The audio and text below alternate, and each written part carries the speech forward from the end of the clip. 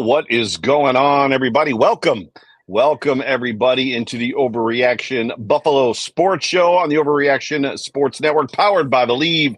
My name is Joe Miller. You can find me on Twitter at Joe Miller Wired, alongside my co-host, John Fina, former offensive tackle for the Buffalo Bills. Please do us a favor. Please like, please subscribe, whatever platform you are logged in on, that you're watching us on or listening us to. If you're watching us live right now on YouTube, Facebook, or Twitter, please like, please subscribe. If you're catching us in post as a podcast on Monday, on Tuesday, Wednesday, Thursday, Friday, please like and subscribe there as well. But it is so good to have every single one of you joining us right now. John, how are you feeling? Well, I'm feeling pretty good, Mr. Miller. Sunday evening, early evening here, hotter than hell outside, but nice and cool indoors. I am live on location from lovely Machias, New York, Lime Lake, New York, right on Route 16 in the southern tier, Cattaraugus County, the lake I grew up on. And it's super good to be joining you from here. It's also warm here. It's a little muggy. We got some rain that passed through, but things are better now. So we're going to be here for a whole month, John. And you and Jerry O, I think, are going to come up and visit me. Yeah. Yeah. Well, still working on that, Joe. Still working on it. Well, it's good to have every single, one of you joining us. Super good show, super exciting show for you guys. So every year before the season starts, in some way, shape, or fashion, I have been involved in kind of a pre-camp, just a roster prediction as far as the final 53. And then obviously we go through camp, and then there's, a final 53 that the team puts together. But it's always a fun exercise to kind of put together what the offense is potentially going to be, what the defense is potentially going to be, and then kind of see how we lined up. So we are going to do the offense in this show. John and I are. Hopefully we'll have Jerry back with us next week. We'll do the defense next week. And right off the bat, we already know effectively who three of the players are going to be, which we know who more than that are. But we're going to start this with knowing that Tyler Bass is the kicker, Sam Martin is the punter, and Reed Ferguson is the long snapper. So there's three of the 53. We're done. Right off the top. We're done. So we'll see you next week for the offense and the defense. Yeah, we didn't tell you we're only doing the kicking game today. Shortest show ever. Sorry to Tracy and Scott and Richard, Andy, and the Blizzard for joining us. Richard Crush. It's a 6-minute show. The intro was longer than the kicking 3 game minute talk. 3 minute show. But what I'll do is I hate this show. I hate it. I just hate doing this show. Hate is a strong word, John. Hate is a strong word. No. When it comes to roster breakdown, just hate this part, right? I mean, I was there. My name was on a board, and people were screaming, keep him, cut him. And, I look at these names on a list, right? And they're all people. Yep.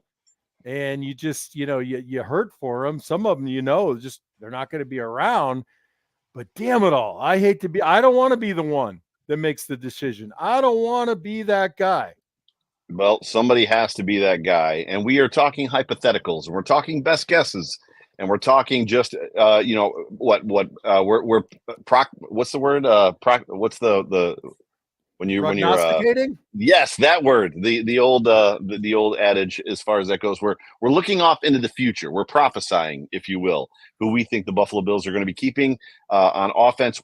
To set the stage for everybody, what we're going to do is we're going to go through each position group. We're not going to talk about the obviouses. I'll list off in the position group when we do them who effectively is going to be there, and then we'll break down from there, maybe some surprises, who we think the Bills are going to keep, where it's going to go, yada, yada, yada. And we'll kind of see how we end up at the end, and we'll see where we end up, both of us, because there's a good chance that we're not going to have 25 and 25, right? We're not going to have necessarily 25 on the offense, 25 in the defense. It could be 26-24, it could be 27-23, something like that. But if you're ready, why don't we go ahead and get started with the quarterbacks? Now, this one is going to be over quick. Josh Allen, Mitch Trubisky.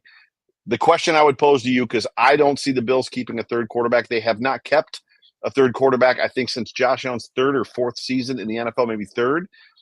I don't believe they will. So the question I would pose to you is, do you have the Bills surprising us and keeping a third quarterback this year? I don't. I think there's just too many question marks on defense to give up a roster spot for a quarterback. You like to have a guy on the practice squad, and if that's good enough, that's good enough, right? Yeah. Well, that absolutely is going to happen. Right. So that's a smart play. Yeah. Yeah. So we got 2 quarterbacks right out the bat. And then running back group, James Cook is going to make the team. From there, I don't know that this roster is necessarily set one way or another. When you've got obviously Ty Johnson returning, you've got rookie Ray Davis, you've got rookie Frank Gore Jr. So I'm going to let you go first with kind of what your thoughts are at the running back situation, and then I will go. So let us know how many you're keeping, and then who those guys are and why. Well, usually, at the running back wide receiver position, when guys are on the bubble, you're looking at them as where are they in the kicking game as far as a contributor, right? Either on coverage teams or on return teams, right? So, given that the kickoff has changed this year, that might change the dynamic depending on how the Buffalo Bills strategize kickoffs.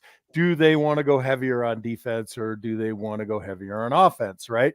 If you consider the idea that the kickoff return might be less dangerous, you might be on the bubble for eliminating a return position because maybe fewer injuries, less hamstrings, less collisions. I think that is just the great unknown that it's just going to have to shake itself out.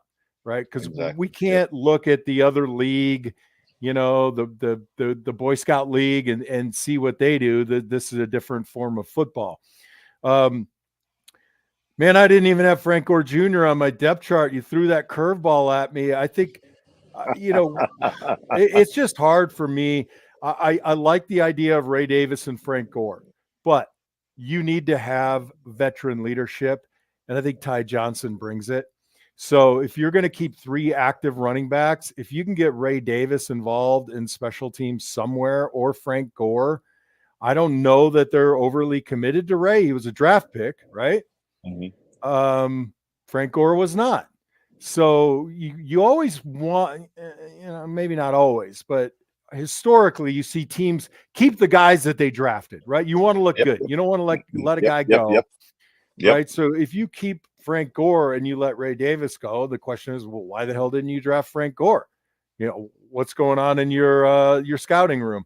So I like the idea of Ty Johnson being on the team. And then, Ray Davis is kind of a juggle with Frank Gore for practice squad. I like the idea of 3, and I kept 3. I kept Ray Davis, Ty Johnson, and Frank Gore goes to the practice squad if there's availability. What's your take? We're in the same spot as far as running back goes. I can't see a scenario where the Bills are keeping just 2 running backs.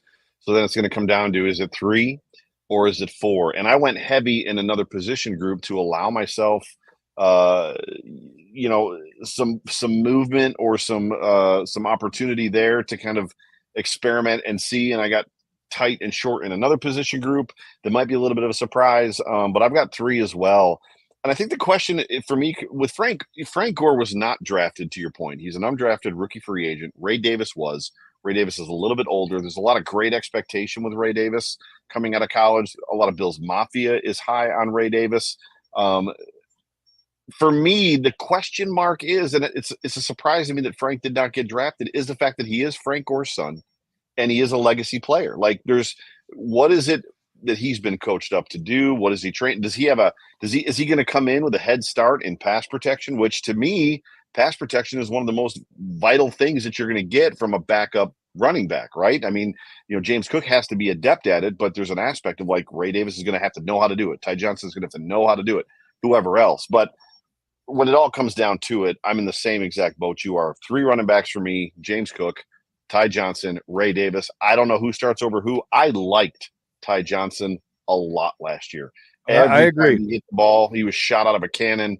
He's a big body. He's more quick than fast, but he gets to top speed, relatively quickly and can run people over. I think this is just not that he's going to have a storied career, but I think he's got a couple years of opportunity here with the Bills.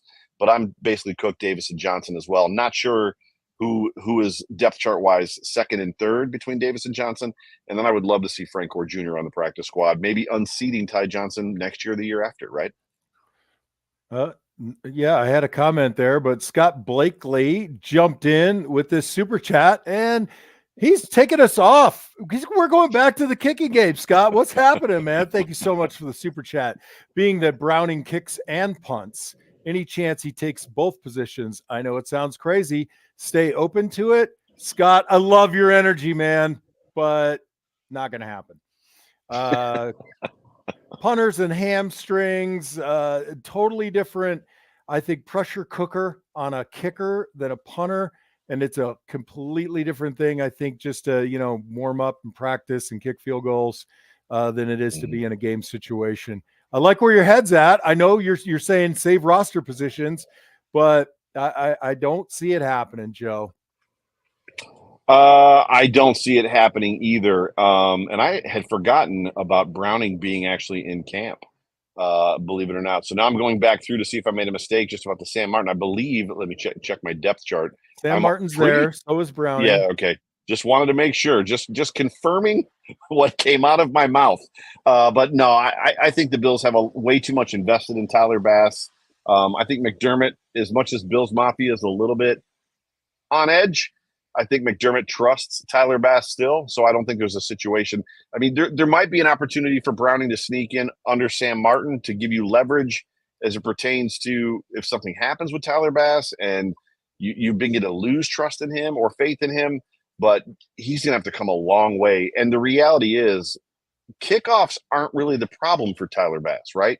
It was basically field goals. He struggled a little bit here and there last year with field goals. So unless Browning comes in as like, oh my gosh, this kid's like, he doesn't miss anything. Oh, and by the way, we can eliminate, Sam Martin at the same time. I just can't see it. So that's a long answer to your very short question. But Scott, thank you so much for the super chat, Scott. Moving on to wide receivers. Now we're going to cut to the chase, and I'm going to go with 5 as obvious. Do you agree that there's 5 obvious? And you can disagree. I do agree there's 5 obvious. Khalil Shakir, Curtis Samuel, Keon Coleman, Mac Hollins, who I've heard from the inside is like Josh's best friend, Marquez Valdez Scantling. So those 5, are we on the same page that those are the 5, or are we basically at 4? MVS, Shakir, Keon, Curtis, and who was your 5th? MVS? Mac Hollins. Mac Hollins. Yep. So, yeah, I mean, the only place that I quibble with you a little bit is the Claypool situation. No. We haven't got there yet. I'm talking about the 5 that we know are making the roster.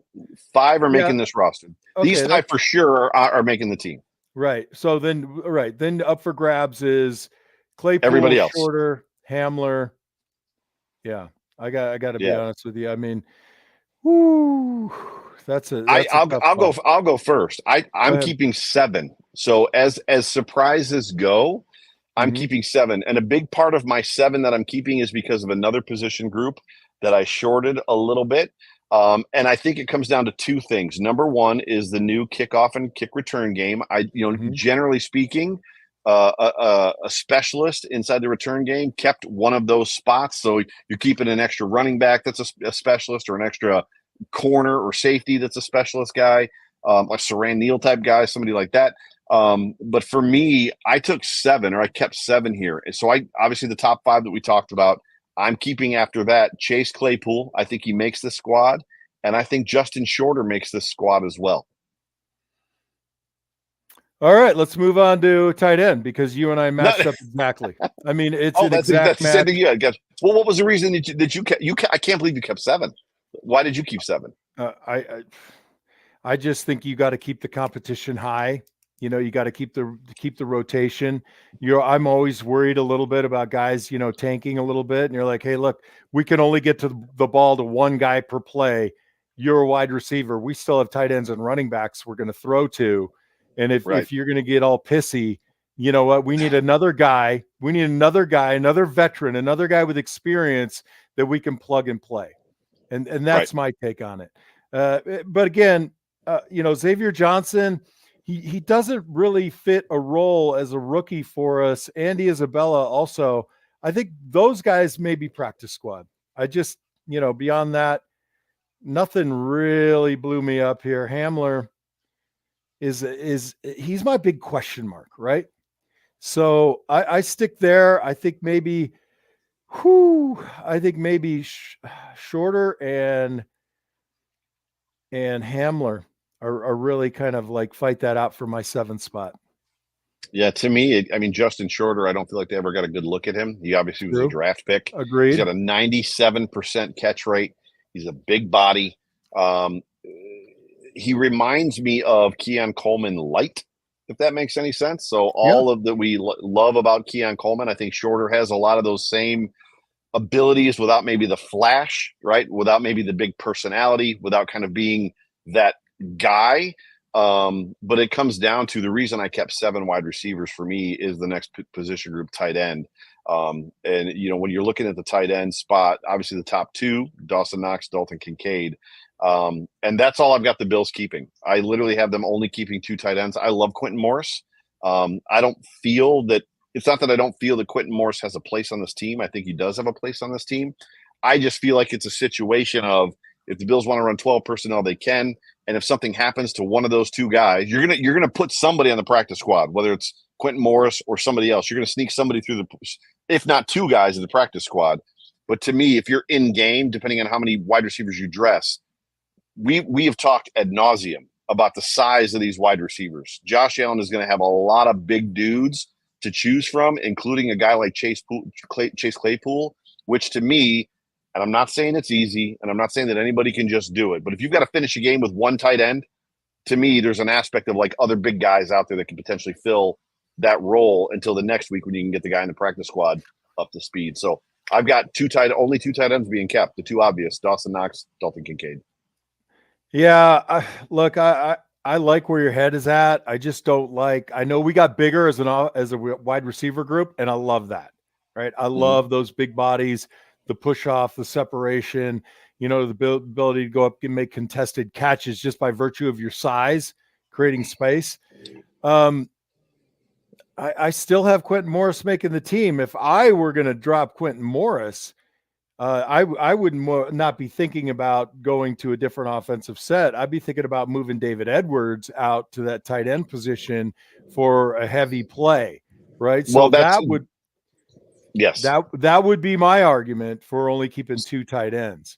That plays in there as well. I forgot to mention that as well, that the Bills have shown a very consistent lovability of sticking a giant lineman out there. They were doing it back when Lee Smith was here, who is a tight end, but a giant body tight end. And when he went to the Falcons, it turned into just rolling a big offensive lineman, athletic offensive lineman out there for sure. Okay. Yeah. Do you take into consideration any of Dawson Knox injury history or anything of that nature and say, we got to keep Quintin for that reason?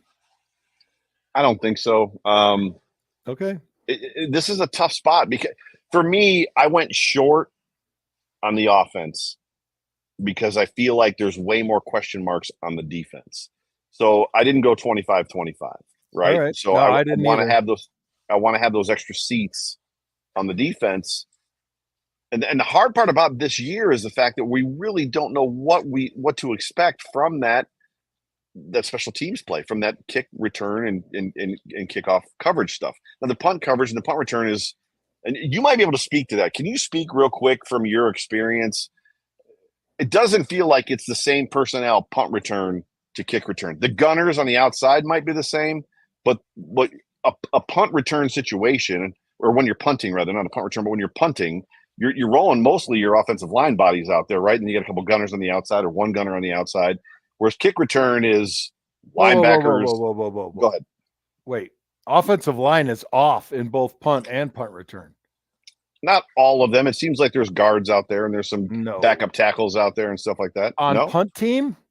Yes. No. You're talking linebackers, mostly linebackers.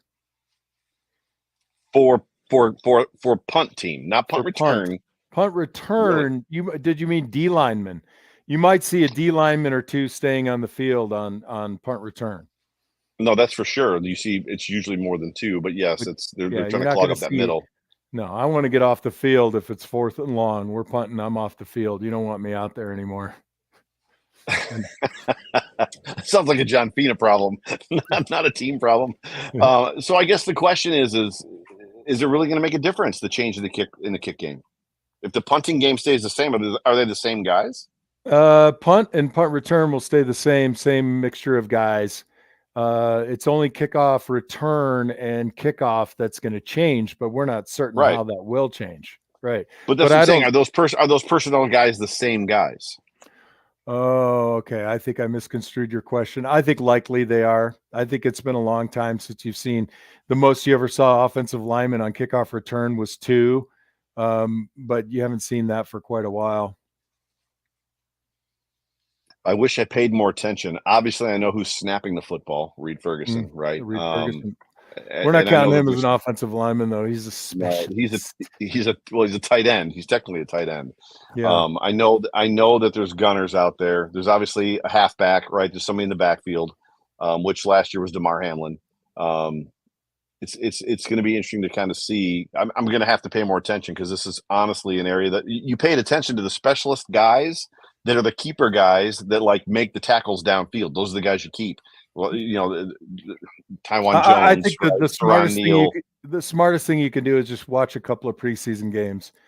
Just see how everybody's running it. Pay close attention to that. If there's a if there's a game on, not our Bills, just watch it for that alone. Just record it and fast forward it to those kickoffs and kickoff returns, and just see what they're doing. And the punts and the punt returns to see if they're the same guys or how they're. It's just such a weird situation because, right? I mean, it was such a big deal. Guys lost roster spots. Drafted dudes lost roster spots because they weren't available necessarily in special teams. Right? It's just such a weird dynamic this year. And it changed the game. It changed the game for the returners when they moved the kick up 5 yards. Right? I mean, completely. Right. So that almost eliminated that position. A guy who was a backup wide receiver who made the roster because of what he could do on kick return was now not good enough for the roster. So big 100%. Big problem for those guys. All right, they got him in a protected class, offensive lineman. There's always going to be a good number of us. So we are, to my surprise, we are actually aligned so far. Oh no, you said you're keeping Quintin Morris, so you're keeping 3 tight ends. I am. Yeah. So you've got 3 tight ends. I've got 2 tight ends. We both have 7 wide receivers, which is a big difference from 6 the last several years. There's a lot of people out there speculating the Bills are going to keep 5 wide receivers. I just don't see that happening. 3 running backs, 2 quarterbacks, and then obviously the 3 special teamers. Moving on to offensive line. The group that we know is for sure. You skipped Reggie Gilliam. You skipped Reggie Gilliam. Is he a lock? It depends on what we're not a fullback heavy team. I don't see the point. I like them and I like the concept. Fullbacks matter. I think it's a great hashtag, but I'm just not feeling it.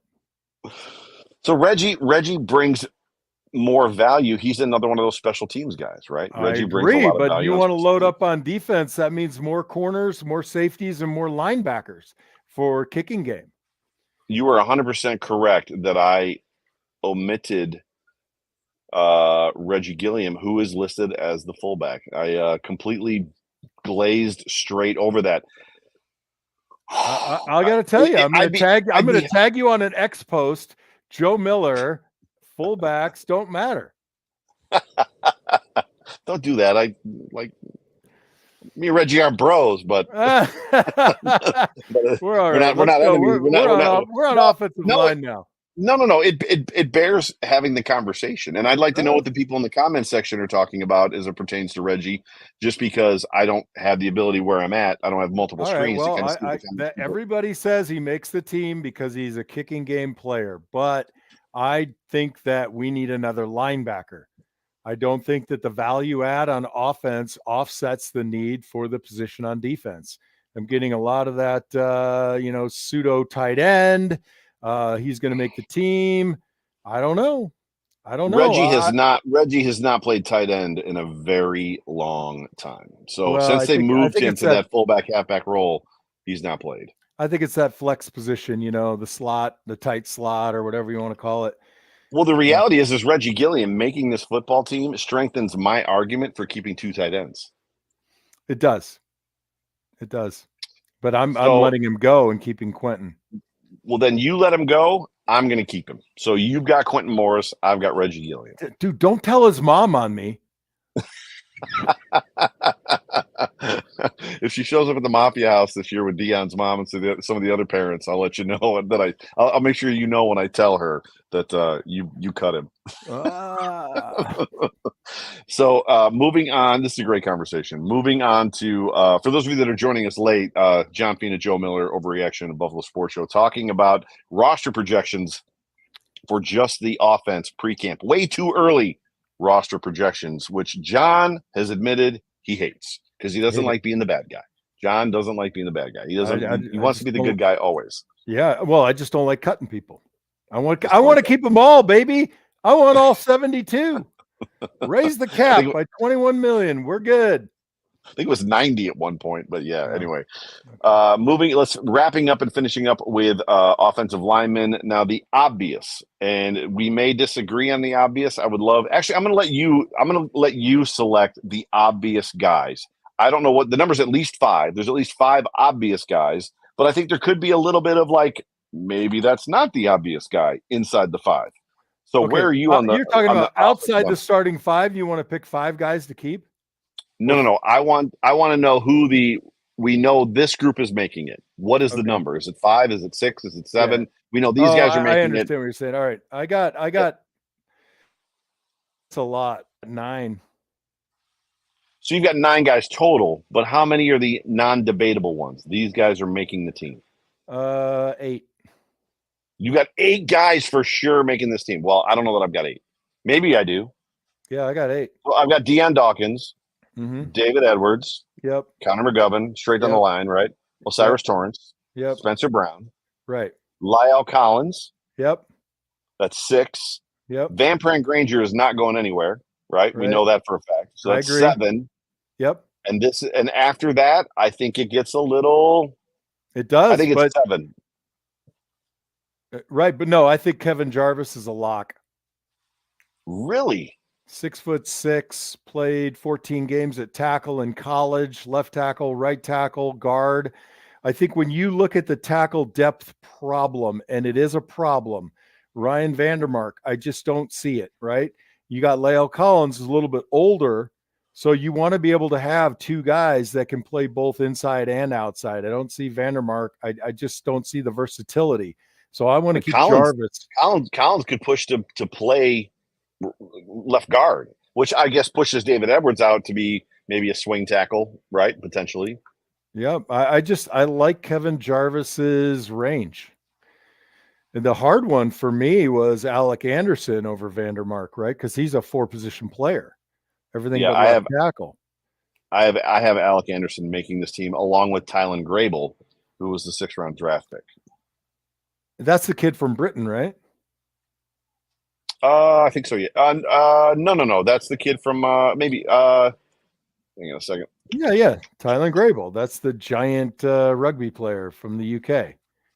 I mean, he played college in. He came from UCF. I got the wrong guy. You're right. You are right. Yeah. I got the wrong guy. Yeah, no worries. Yeah, I see. I put him down as practice squad. I got Keaton Bills and Gunnar Britton fighting for another practice squad spot. Will Clapp is just hard to not want to keep, right, for that center position because you got, Connor McGovern, who I think is going to be fine, but the offensive line is the hardest position on the offense right now to juggle. But I'm looking for versatility. That's why I have Kevin Jarvis as sticking around. But it's the depth, right? It's not the guys necessarily the first 5. It's the guys behind them. That we're not necessarily. How does it play into your decision making inside of this exercise of deciding way too early who's making this football team? When you hear, maybe we haven't talked about it. I was told through the grapevine, the rumor mill, that as much as Aaron Cromer has been like anybody can play anywhere, they're not doing that anymore. They are now sticking guys. Yeah, and I've heard that, and that's all well and good until somebody goes down. So it's always in the back of your mind, right? Right. Why did Glenn Parker and Jerry Ostrowski play on the Bills' offensive line forever? Because they were plug-and-play guys. Yeah. Army knives, that's right. Right? You either never get hurt, which I never got hurt. Well, I mean, a little bit. But just your feelings. guys moved around, and you need to have somebody that can plug and play. So he might say, we're not going to work them like this, but if they have a history of being able to play multiple positions, that creeps into the back of the mind. And you say, well, you know, a 6'6" guard who's got 14 starts at Michigan State, right? We're not talking about Elon. We're not talking about Southern New Hampshire, right? This is big boy or UCF for that matter. UCF is a smaller school, right? So how does it play into the mix? How does it change? And we're about to end the show. We're 31 minutes in. But a real quick question for you: how does it play into your mind the idea of Van Pran-Granger, as much as he played center in college and is a center, much like Eric Wood, that there's probably a pretty good possibility they're gonna slide him in at guard and get him reps at guard? How does it change your dynamic if you've got an extra guard, not to start, but from a backup standpoint? Like Van Pran-Granger is a guy that, like Eric Wood, they can move into that position if they need to, because more than likely he's going to play guard a little bit before he plays center. And you guys are right in the comments. It's Travis Clayton. I have my notes upside down, backwards, and sideways. It doesn't change me a lot, because if you keep Alec Anderson and VPG, you've already got the guard, right? If you want to get them reps at guard, if you're ahead by 16 points in the fourth quarter, just to get the guy some repetitions at that speed, that's fine. I think he's a guard. I mean, I think he's a center, and he's a long-term center. But there is value to be had by getting in and experiencing the game. You know, it happened to me at both levels, right? In college, I got thrown in at defensive line. You know, I could practice it all week long. And then, we went up to Oregon State, and they're like, coach is like, get in there. And I'm like, you must be talking to somebody else, because and I went in, and wow, this moved pretty damn quick. And then, get to Buffalo and get a couple of reps in as a rookie. And I was like, this is a different kind of deal. But having those moments when we were ahead to feel that speed is very important. But I think he's a center. He's a long-term center. Gotcha. Sounds good. Well, I think we've come to a somewhat of a decision. I've got 9 offensive linemen, 2 tight ends, 7 wide receivers, 1 fullback, 3 running backs, 2 quarterbacks. You have 2 quarterbacks, 3 running backs, no fullback, 7 wide receivers, 3 tight ends, and how many offensive linemen? 9? Can I keep 9? Yeah, I got generally 9 right now. Generally they keep 9. Yeah, that's it. I say Vandermark. Two of them don't dress on Sunday generally. Yeah, and the 3 of the 4 that I keep have some decent youth, and that's really Lyle Collins and Vandermark. I mean, those aren't my youth guys, right? So you did keep Vandermark? No, I didn't. I dropped him. Okay, gotcha. So who's your final 9? Yep. Alec Anderson, VPG, Kevin Jarvis, and Lyle Collins. Gotcha. Okay. Yeah, I think we're only different with Tylen Grable. I kept Tylen Grable, which is a draft pick. He's practice squad. For sure. I mean, yes, if he doesn't make the team, he's absolutely going to the practice squad. Yeah. Yeah, for sure. Big boy though, right?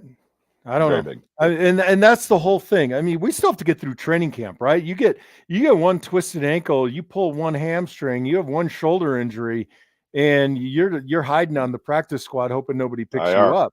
You're on IR. That injury, you're going to IR for sure. Yeah, right. For sure. So, I mean, what we're doing here is we are nailing this down on the offense to more or less, 85%, right? With one injury or, 3 crappy practices in a row for moving our needle.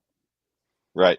So we both have 24 offensive linemen being kept. I had 23, and then I added Reggie Gilliam to my roster. So that's interesting. So we're both going to be at 26 for the defense. I wanted to be at 27. So it's hard for me to let go of an offensive lineman, but I think I'm going to stick with the 24. So yeah, I mean, I'm still a little wishy-washy on the wide receiver room.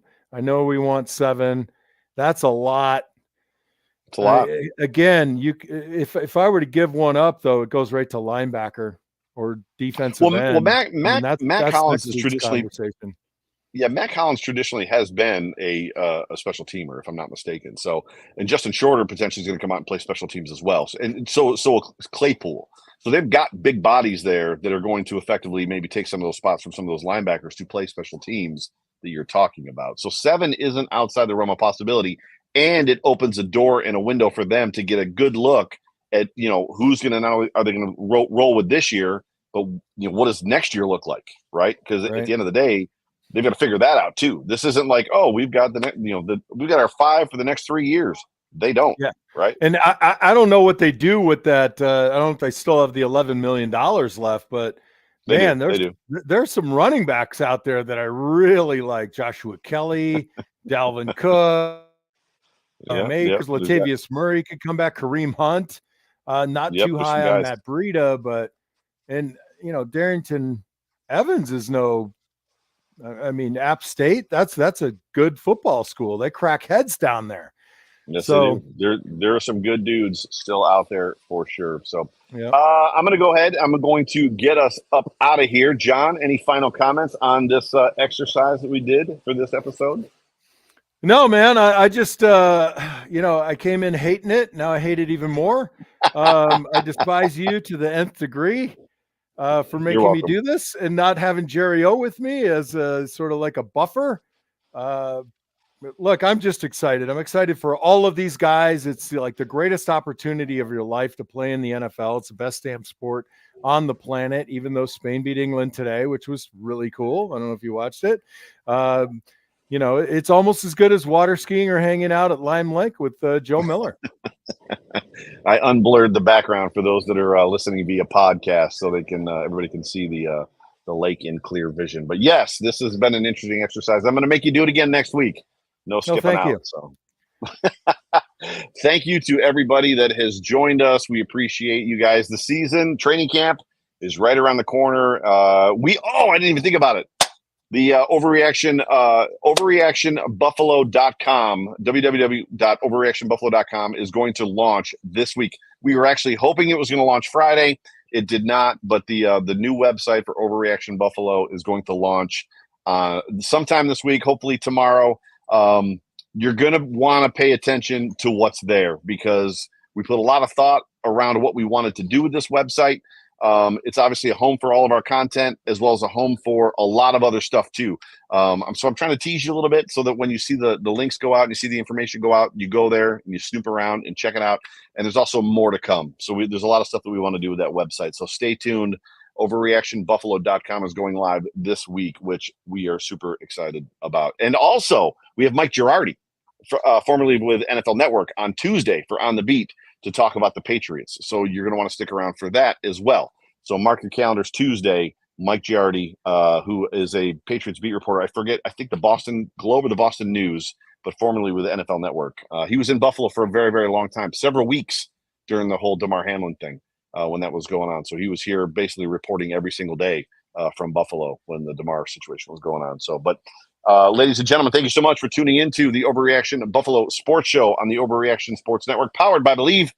My name is Joe Miller. That there is John Fina. We got a lot of stuff coming up. We could have talked about the schedule that's coming with like the show schedule.